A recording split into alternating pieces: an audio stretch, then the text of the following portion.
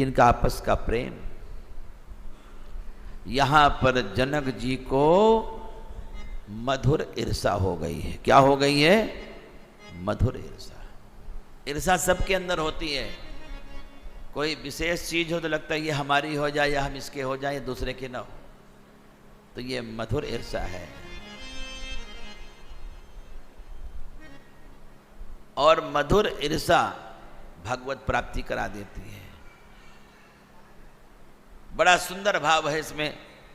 जनक जी को एक ऐसी ईर्षा हुई कि राम लक्ष्मण को देख करके सोचते हैं, काश ये मेरे पुत्र होते तो कितना अच्छा होता, मुझे इनका पिता होने का गौरव प्राप्त होता।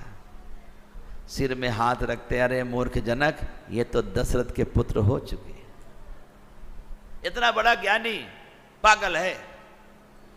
अरे ज्ञान वही है जो भगवान के लिए पागल हो। वो ज्ञान क्या जो संसार के लिए पागल हो?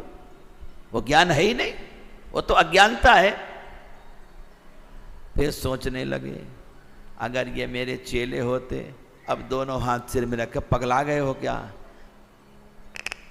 बनारस की भाषा में तो कुछ और ही कहते हैं, लेकिन मुझे वो भाषा याद नहीं आती, कहीं गड़बड़ ना हो जाए। तो कहा, महाराज, जनक जी कहते हैं, अरे जनक तुम्हें क्या हो गया है? ये तो अपने गुरुदेव के साथ बैठे हुए हैं। अब सोचने लगे फिर कौन सा रिश्ता बनाए। अब भक्ति स्वरूपा सीता याद आई। जब तक सही दिशा का चिंतन नहीं होता तब तक सफलता नहीं होती मेरे प्यारे। जिसकी दशा खराब हो वो अपनी दिशा ठीक कर ले, दशा ठीक हो जाएगी। और हम क्या करते हैं? कहेंगे ग्रह दशा खराब है, पूजा से कभी दशा ठीक होती है क्या? दिशा ठीक है तो दशा सही है। कोई कहेगा शुक्र की दशा खराब है, कोई ग्रह दशा खराब है। हम तो एक ही बात कहते हैं,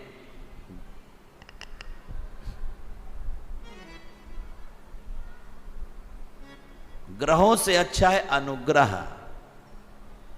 भगवान का अनुग्रह हो जाए तो सारे ग्रह ठीक हो जाएं, अर्थात भगवान की कृपा हो जाए तो सारे ग्रह ठीक हो जाएंगे। तो ग्रहों के ऊपर है अनुग्रह। अनुग्रह मांगो भगवान से, और हम ग्रहों को ठीक करने में लगे, कभी नहीं ठीक होंगे।